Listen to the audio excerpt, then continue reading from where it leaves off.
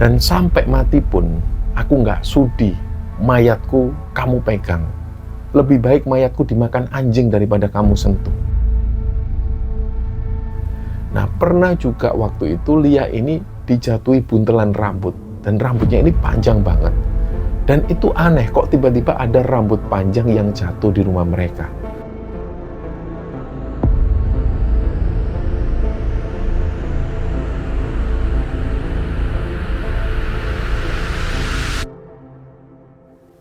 Bismillahirrahmanirrahim. Assalamualaikum warahmatullahi wabarakatuh.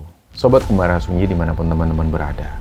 Pada kesempatan kali ini kami akan membagikan cerita yang dikirim oleh Sobat Kembara yang bernama Lia yang asalnya dari Blitar, Jawa Timur. Sebelum kita masuk ke ceritanya, untuk teman-teman yang nonton tayangan ini dan belum subscribe, jangan lupa untuk subscribe lebih dulu agar channel Kembara Sunyi ini lebih berkembang lagi dan kami lebih bersemangat lagi dalam membuat konten-konten terbaru di Kembara Sunyi. Dan untuk teman-teman yang telah mendukung kami sejauh ini, kami mengucapkan terima kasih banyak. Semoga amal kebaikan teman-teman dibalas kebaikan berlipat oleh Allah Subhanahu wa Ta'ala.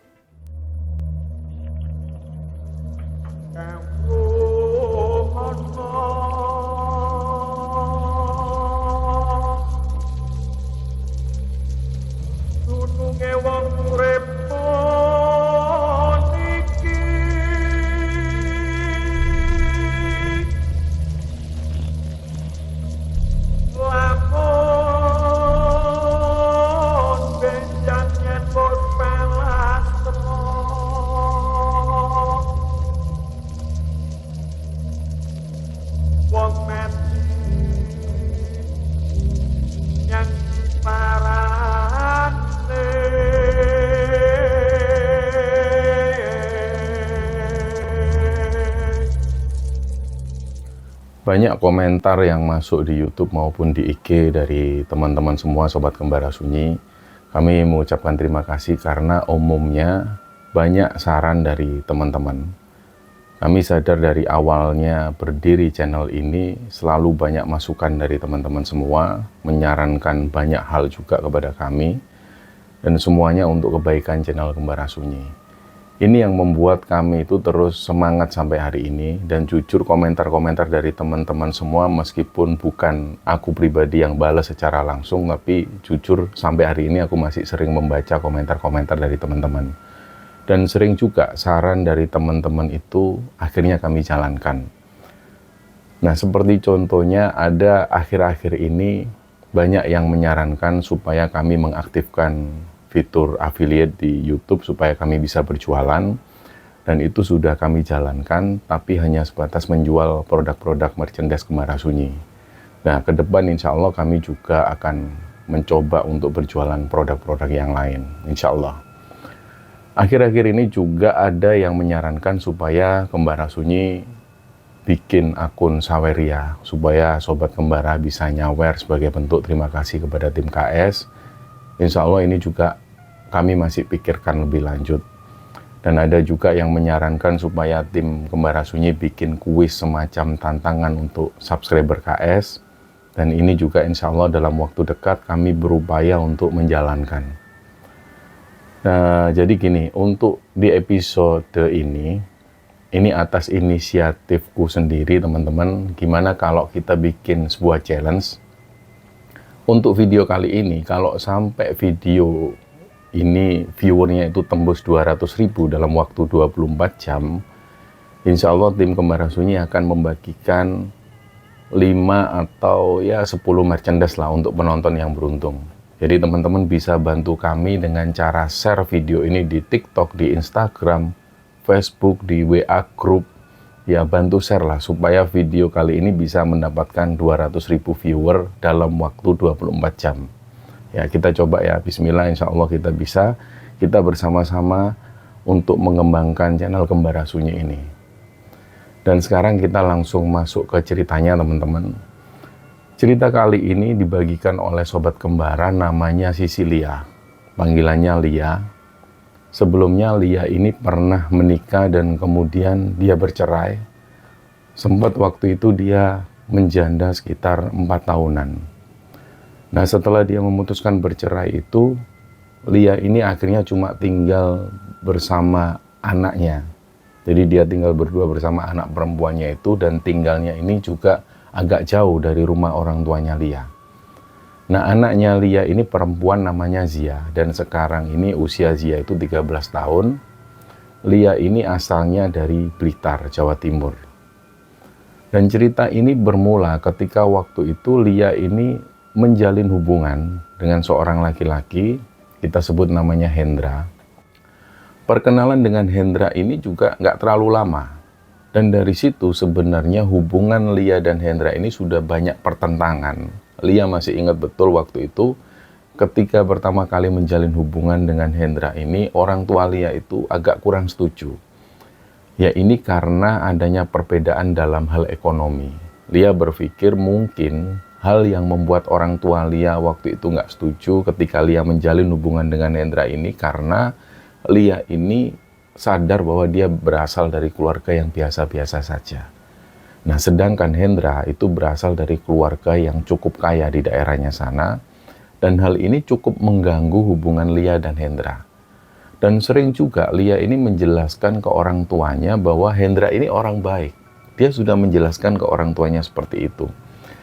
Dia juga menjelaskan bahwa Hendra ini adalah laki-laki yang tanggung jawab.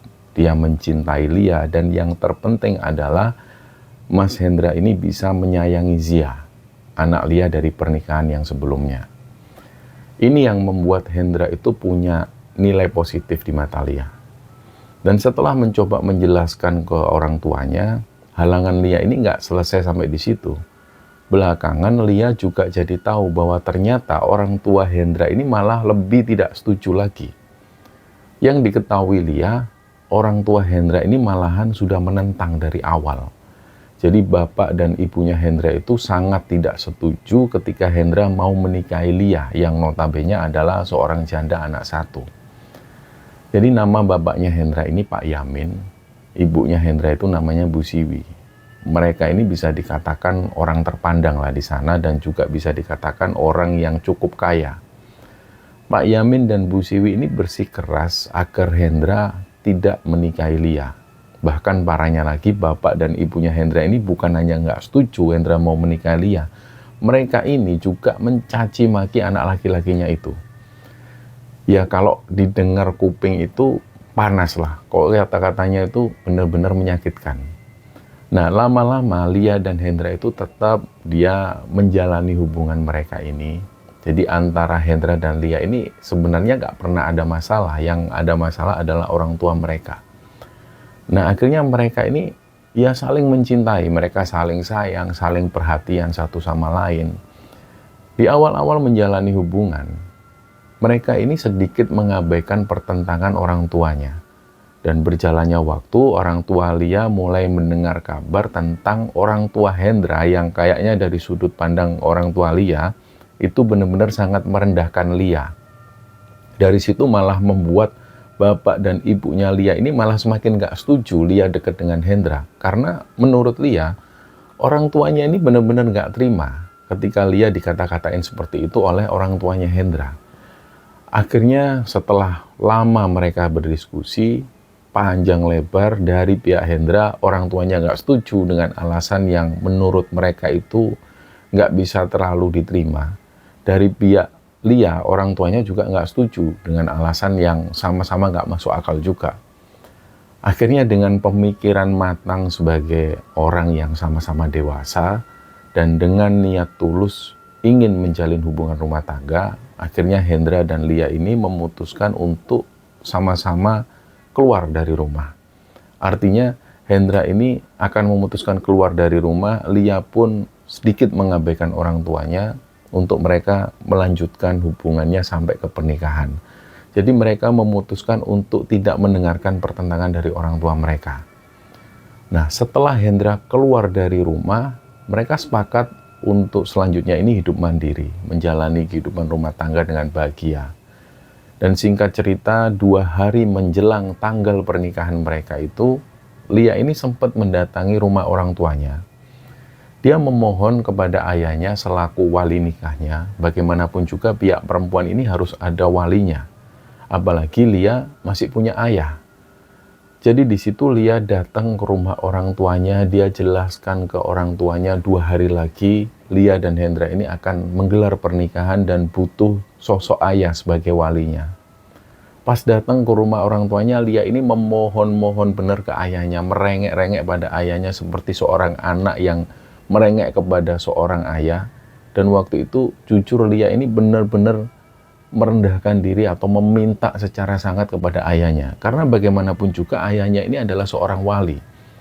Tapi waktu itu nggak ada satupun kata yang keluar dari mulut ayahnya. Beliau ini hanya diam, tanpa menjawab, tanpa ngomong apapun. Setelah itu akhirnya Lia memutuskan pulang kembali ke rumahnya. Dalam menunggu hari H pernikahan, Lia waktu itu hanya bisa pasrah.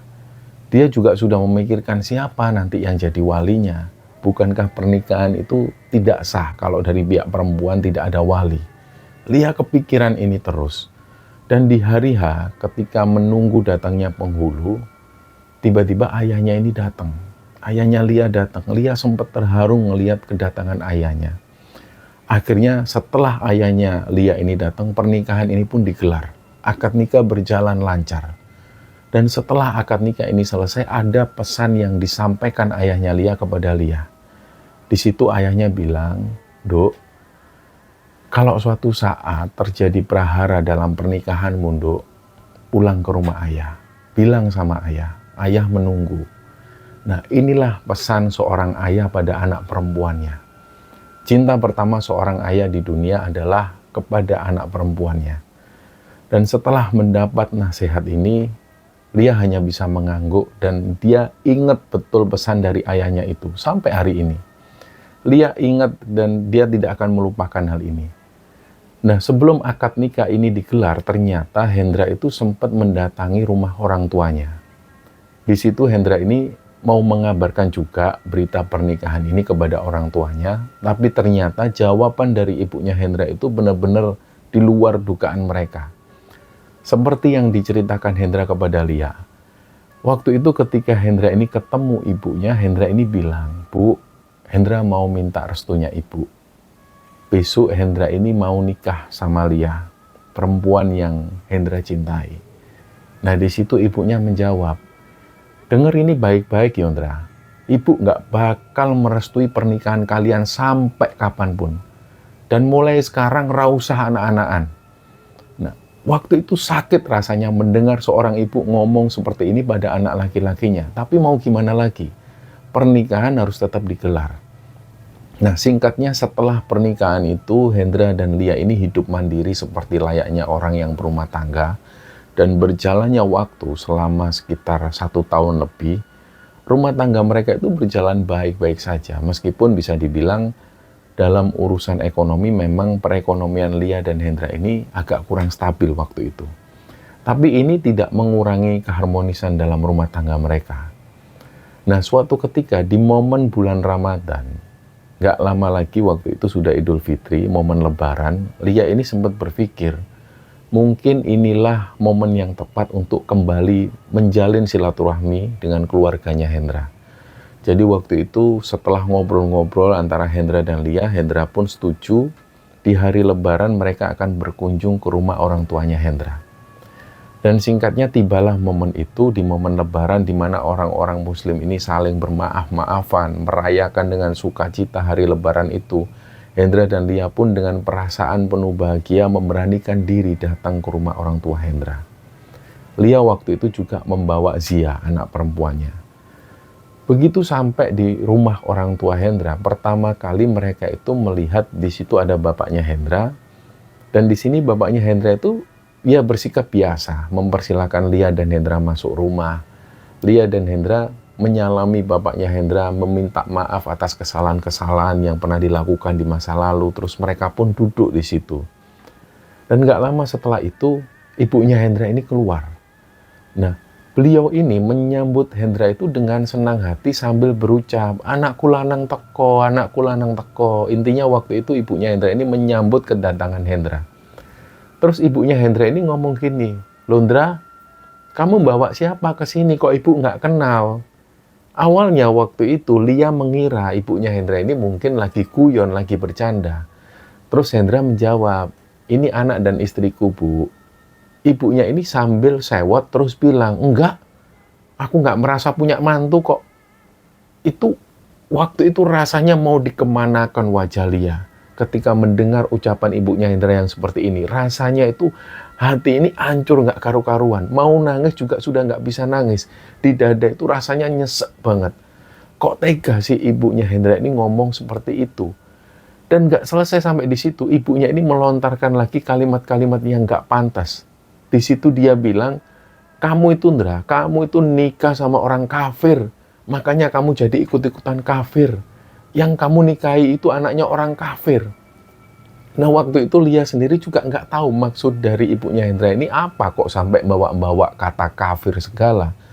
Mungkin belakangan Lia mungkin bisa menerka-nerka, mungkin waktu itu ibunya ini mau bilang fakir. Fakir kan artinya miskin. Dan mungkin jadi kebalik-balik, jadi kafir saking keselnya ibunya Hendra waktu itu. Sampai mencaci pun akhirnya belepotan. Yang seharusnya dia ngomong fakir, jadi kafir. Nah di situ Hendra ini tetap menanggapi ibunya. Dia tanya ke ibunya, ibu ini kenapa kok ngomong gitu ke Lia? Ini istriku loh, Bu. Terus kenapa kok ibu itu nggak merestui pernikahanku? Kenapa kok ibu itu sebegitu bencinya sama istriku? Alasannya apa, Bu? Tapi ibunya ini diam, nggak bisa jawab. Dan sampai hari ini pun Lia itu juga nggak tahu apa alasan ibunya Hendra bisa sebegitu bencinya dengan Lia. Sampai ngata-ngatain orang tuanya Lia juga. Dan setelah mendapat perlakuan yang seperti ini, Lia itu tetap berusaha sabar. Dia sama sekali nggak pernah menceritakan hal ini ke orang tuanya. Nah, belakangan Lia ini baru tahu dari salah satu sepupunya Hendra.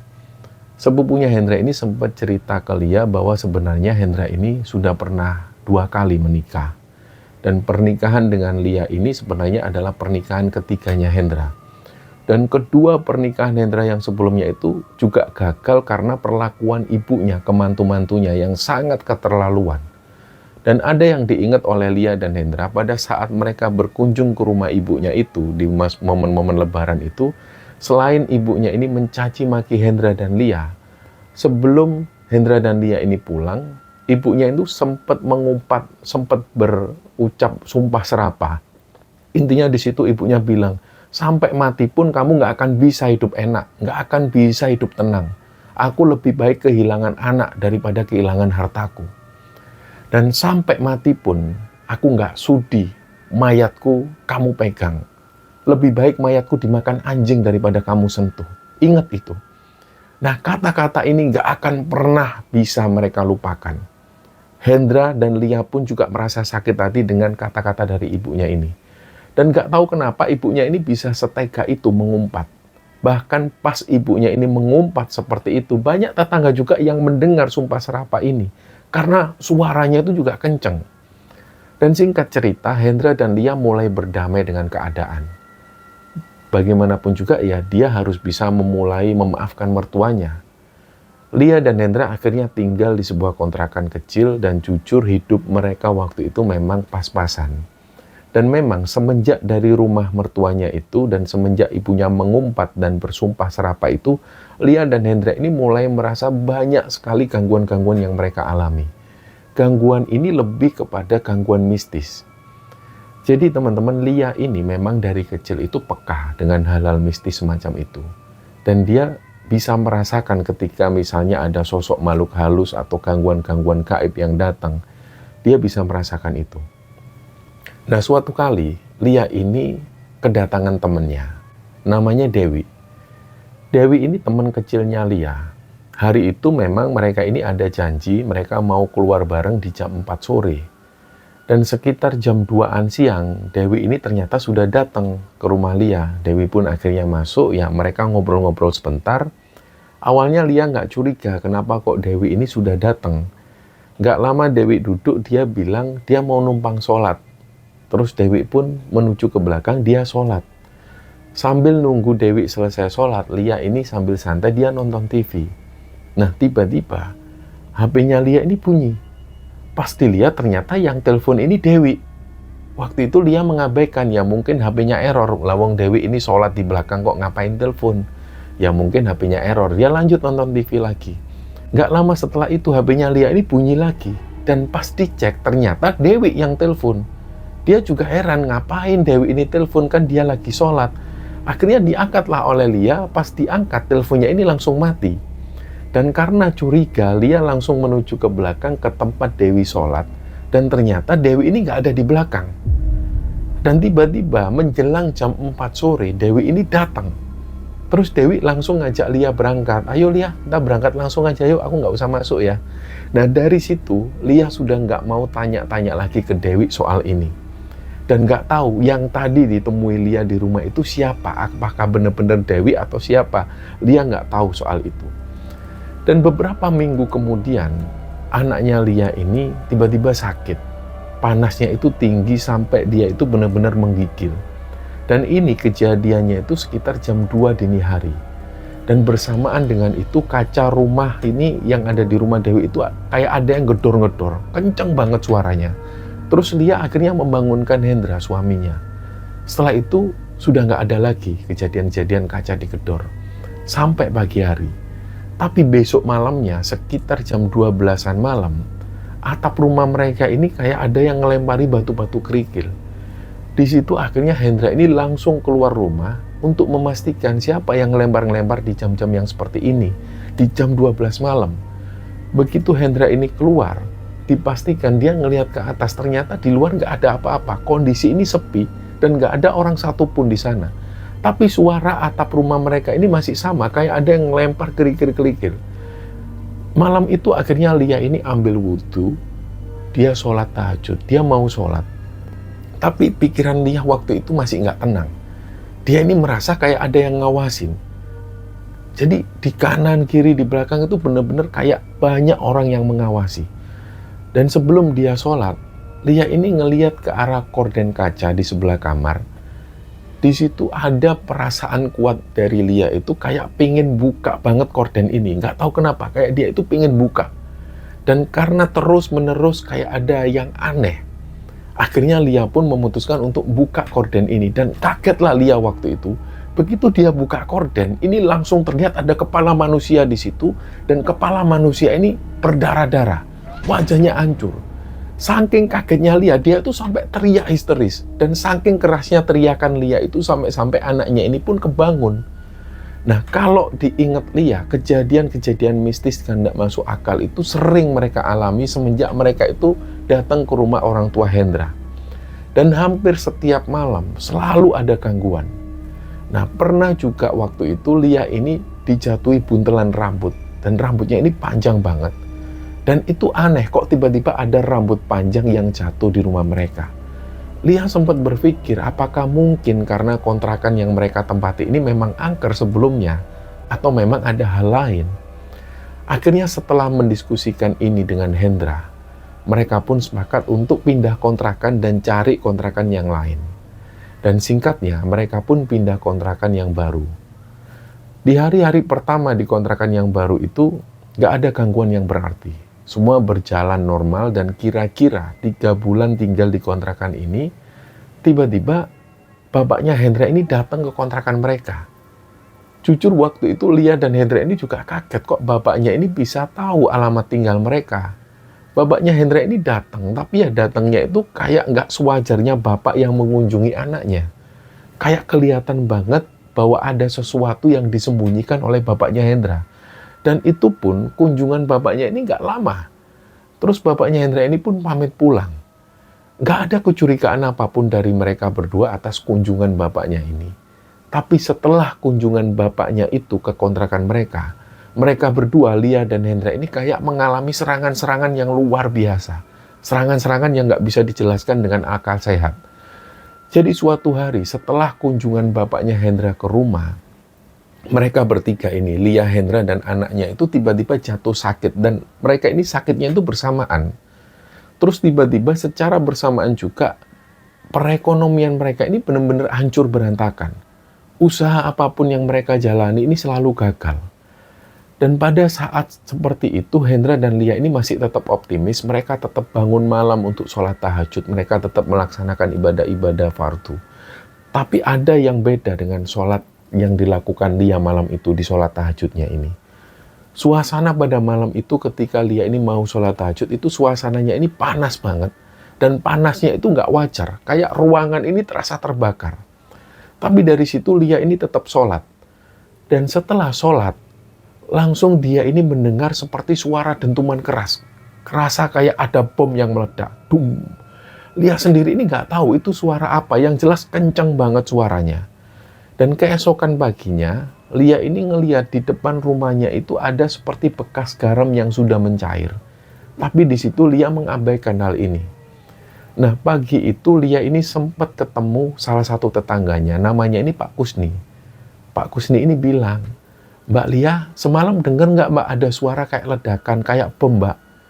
"Loh iya Pak, saya juga dengar. Kebetulan pas waktu itu habis sholat malam." Terus Pak Kusni ini bilang, "Mbak Lia, dikencengin lagi ya Mbak ibadahnya Mbak." Kayaknya dari situ itu Lia sudah bisa menebak Pak Kusni ini kayaknya bisa ngelihat sesuatu di rumah Lia. Nah, setelah diingatkan oleh Pak Kusni seperti itu, Lia menjawab, "Iya Pak, terima kasih ya Pak Kusni, sudah diingatkan." Nah, pagi itu Lia pas mau nganter anaknya sekolah, anaknya Lia ini sempat cerita kalau semalam dia itu mimpi. Dia bilang ke Lia, "Mah, semalam aku mimpiin mama itu dikejar-kejar banyak orang." Ini anaknya ngomong seperti itu. Tapi waktu itu Lia mengabaikan mimpi anaknya ini, dia menganggap mimpi ini ya mimpi biasa aja. Jadi Lia cuma bilang ke anaknya, "Ya sudah, nanti malam kalau kamu mau tidur, jangan lupa baca doa, biar nggak mimpi yang buruk-buruk." Nah, singkatnya sekitar 3 hari setelah itu, Lia ini mengalami mimpi yang mimpinya itu benar-benar kayak nyata. Jadi Lia itu ngelihat ada ibunya Hendra di situ.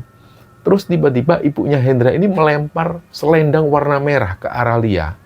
Nah, nggak tahu kenapa Lia itu merasa ibunya Hendra pas melempar selendang warna merah itu kayak berasa ibunya ini kayak melempar senjata. Jadi Lia itu langsung menghindari selendang ini. Dan tiba-tiba selendang ini terlempar persis di bahunya Hendra. Dan setelah mengalami mimpi ini, Lia itu mulai tambah merasa ada yang nggak beres. Bisa jadi mimpinya itu adalah firasat buruk.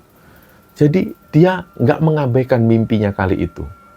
Nah, tepat di hari Kamis malam, tiba-tiba Hendra ini mengeluh badannya itu panas semua. Baunya itu rasanya sakit banget.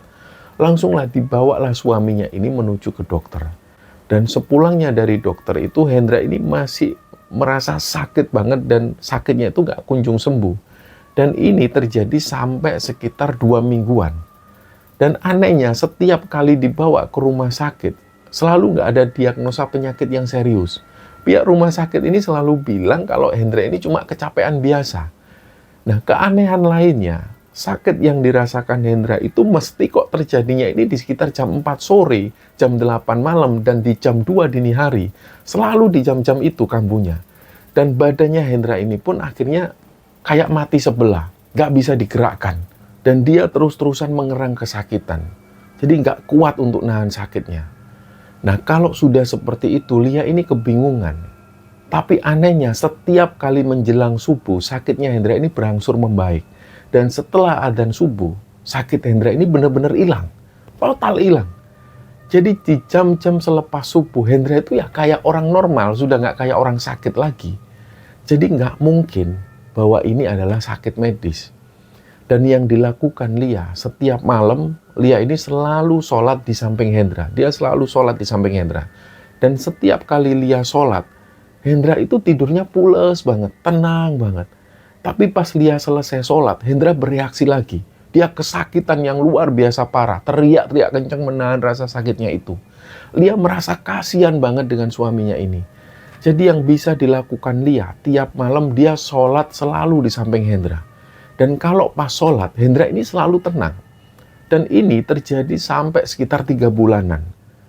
Suatu ketika Lia ini disarankan oleh salah satu sahabatnya untuk menuju ke orang yang paham soal seperti ini. Nama orang itu namanya Pak Rohim. Beliau tinggalnya di daerah Blitar juga.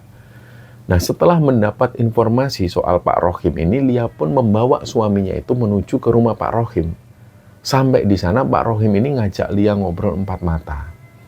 Nah, di momen ini Pak Rohim itu bilang, "Ini suami Mbak ini sakitnya bukan sakit medis, Mbak. ini sakitnya karena barang kiriman. Yang ngirim ini masih ada ikatan darah dengan suaminya Mbak. Dan kayaknya tujuannya itu supaya suami Mbak ini sakit-sakitan dan gak bisa kerja, gak bisa cari uang, dan akhirnya gak bisa makan. Tapi yo gak dibikin mati juga, jadi ya dibuat tersiksa seperti ini. Nah, gak tahu kenapa waktu itu pikiran Lia ini langsung tertuju ke satu orang, yaitu ibunya Hendra. Pak Rohim ini menjelaskan lagi ke Lia, tapi Mbak nggak boleh dendam loh ya sama orangnya. Jadi Mbak, teluh ini sebenarnya ditujukan untuk Mbaknya. Tapi karena Mbak ini mungkin punya amalan-amalan sendiri, jadi teluh ini beleset dan kena Masnya. Ya kira-kira seperti itulah Mbak. Nah pas mendengar ini, Lia itu terus-terusan istighfar. Ternyata selama ini teluh itu sasarannya ini Lia. Kok kejam banget orang ini. Nah sekarang malah kena anaknya sendiri juga. Nah, ada yang membuat Lia itu merasa janggal, karena bersamaan dengan Hendra yang sakit seperti itu, anaknya Lia ini juga sering sakit-sakitan nggak jelas. Jadi untuk mengantisipasi hal ini, Lia langsung punya inisiatif menitipkan anaknya ke rumah saudaranya. Dan nggak hanya Pak Rohim yang berusaha dituju oleh Lia, tapi juga ada beberapa kiai-kiai yang lain. Dan yang dikatakan oleh mereka, para kiai ini sama. Yang mengirim teluh ini masih ada hubungan darah dengan Hendra.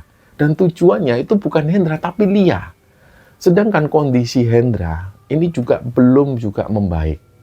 Dan puncak-puncaknya malam itu sekitar jam 12 malam, Hendra ini kambuh lagi. Dan malam itu sakitnya luar biasa, dadanya Hendra itu sakit kayak ada yang menekan dengan kuat. Hendra waktu itu benar-benar gak bisa nafas, dadanya sesek. Langsung seketika itu juga Lia membawa Hendra ke IGD. Dan sekitar jam 1 dini hari, ketika sudah ada di rumah sakit, Lia ini menghubungi keluarganya. Bapak dan ibunya Lia ini dikasih kabar.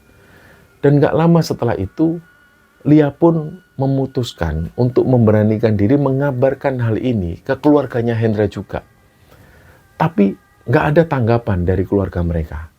Dan setelah itu Lia ini hanya bisa pasrah dan berdoa. Sampai pagi hari, keluarga Hendra, bapak dan ibunya Hendra ini nggak juga datang ke rumah sakit. Yang datang waktu itu adalah sahabatnya Hendra, namanya Rudi. Pagi itu ibunya Hendra ini sempat telepon ke HP-nya Rudi.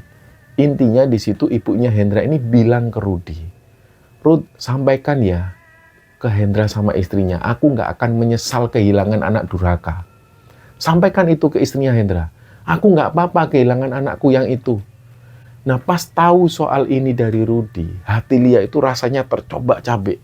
Di saat mentalnya ini yang semakin lemah, dia malah nggak dapat support dari keluarga Hendra, tapi yang ada malah cacian dan makian dan juga sumpah serapah. Dia hanya bisa berdoa pada Allah dan menahan rasa sakitnya itu. Jadi memang benar-benar yang dirasakan dia itu sakit banget. Tapi dia hanya bisa berdoa dalam batinnya, ya Allah, aku sudah nggak kuat ini ya Allah.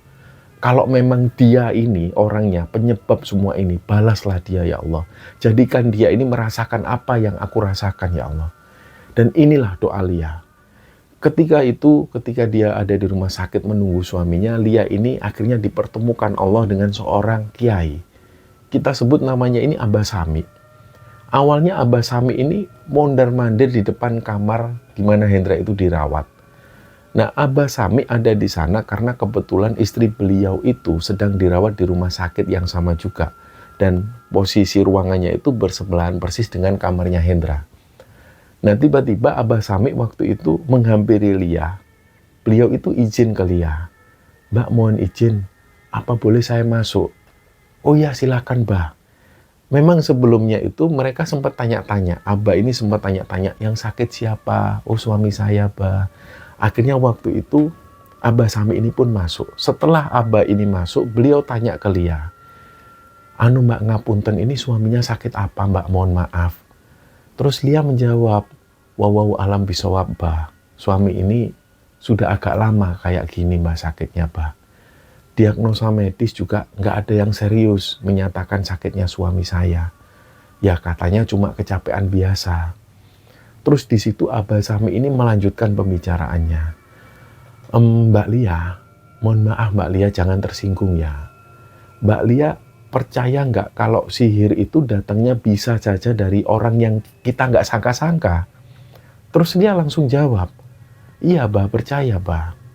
Ya baik kalau gitu, kalau mbaknya percaya ya syukur alhamdulillah. Ini kalau diizinkan loh ya, boleh kan saya coba membersihkan suaminya mbak. Ini saya juga mencoba mbak, saya juga berusaha. Nah di situ Lia bilang, oh boleh Bah, monggo Bah, dengan senang hati Bah. Nah terus di situ Abah ini menyentuh lengannya Hendra. Hendra ini langsung bangun dan dia langsung bereaksi. Dia teriak kenceng banget waktu itu. Terus mata Hendra ini kebuka.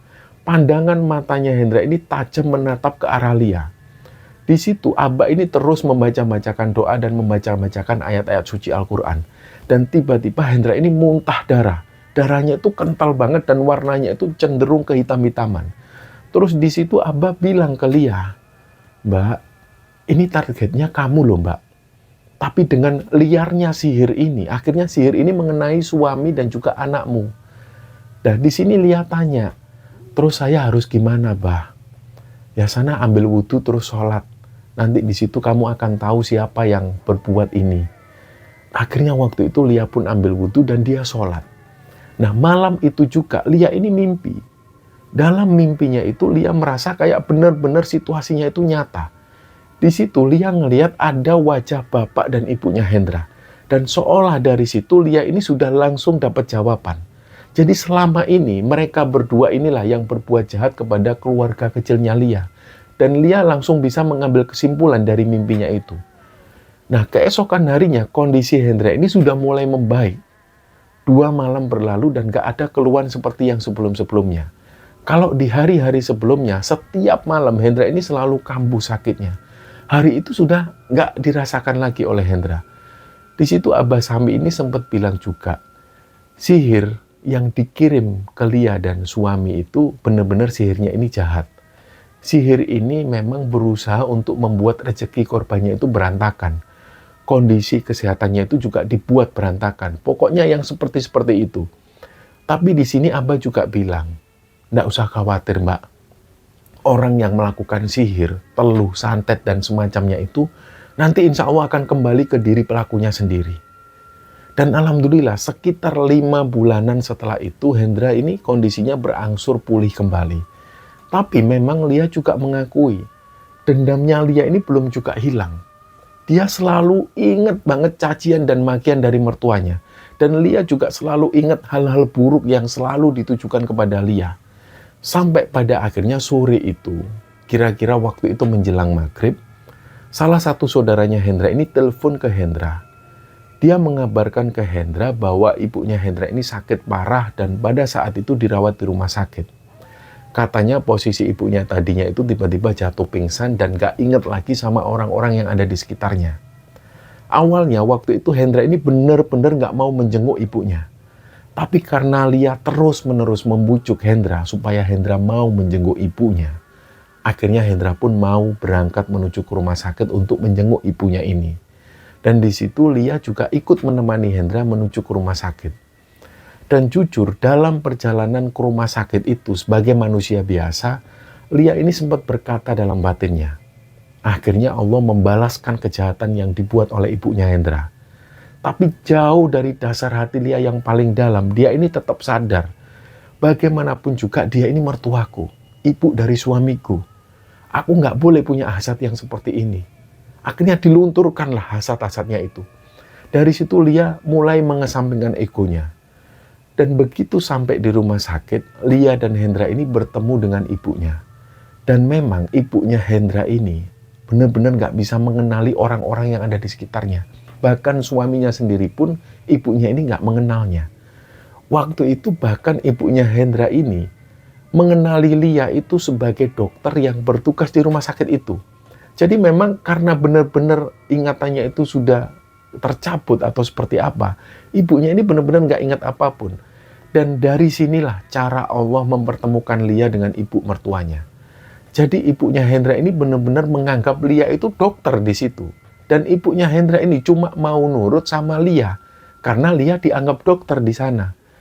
Jadi 4 hari di rumah sakit ini, Lia lah yang merawat ibu mertuanya itu. Mulai dari buang air kecil sampai buang air besar, Lia yang ngurusi tanpa rasa jijik sedikit pun, tanpa rasa jengkel sedikit pun.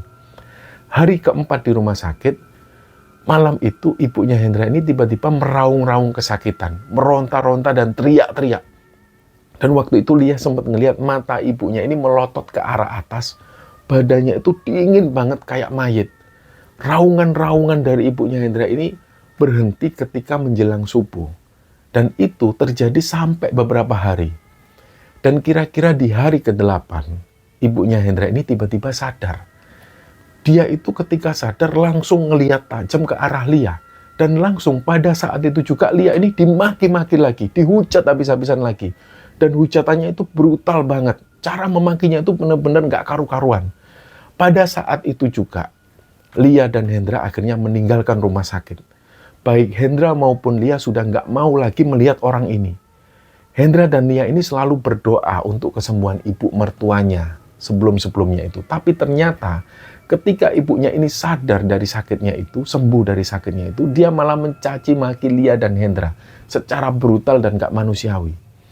Jadi mulai sejak saat itu, Lia dan Hendra ini akhirnya menjalankan hidup, melanjutkan hidup, tanpa mencari tahu lagi kabar dari ibunya. Istilahnya mereka sudah nggak mau tahu lagi dengar kabar dari orang tuanya Hendra.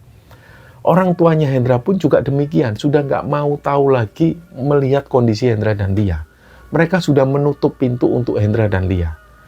Nah, disinilah Hendra yang paling jengkel dengan ibunya. Kalau ingat di rumah sakit ketika ibunya sakit, yang merawat dengan penuh kasih sayang ini adalah Lia. Tapi kok ketika sudah sadar, sudah sehat kembali, dia ini kembali ke perangainya yang seperti itu, yang buruk. Dan alhamdulillahnya pada saat cerita ini dibagikan oleh Mbak Lia, kondisi Mas Hendra ini semakin membaik, perekonomian mereka juga semakin membaik dari waktu ke waktu. Hidup mereka pun jadi terasa lebih tenang.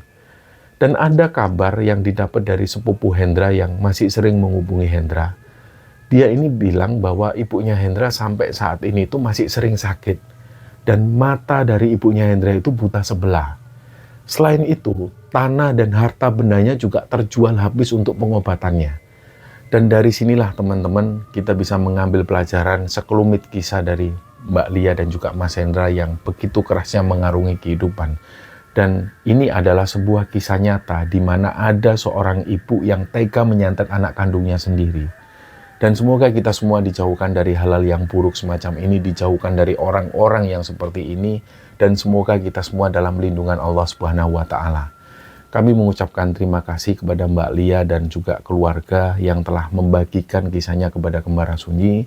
Dan semoga dari kisah ini kita semua bisa mengambil hikmah dan bisa mengambil pelajaran di dalamnya. Mohon maaf jika ada salah-salah kata. Wassalamualaikum warahmatullahi wabarakatuh.